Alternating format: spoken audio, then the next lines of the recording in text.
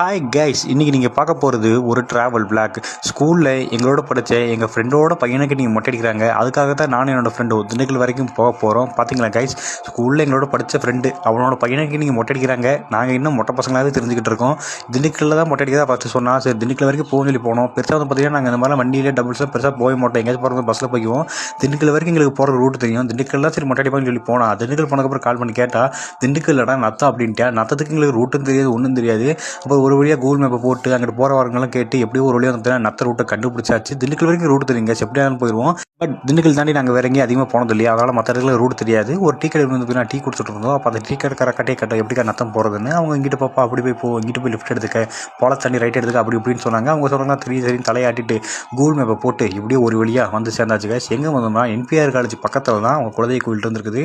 கொஞ்சம் ஒரு 6 மாதம் தள்ளி இந்த மொட்டை அடிக்கிறது வச்சிருந்தானா ஜாலியாக வந்து மொட்டை அடிக்கிறது முடிச்சுட்டு டிஎன்பிஎல் மேட்சும் பார்த்துட்டு போயிருக்கலாம்.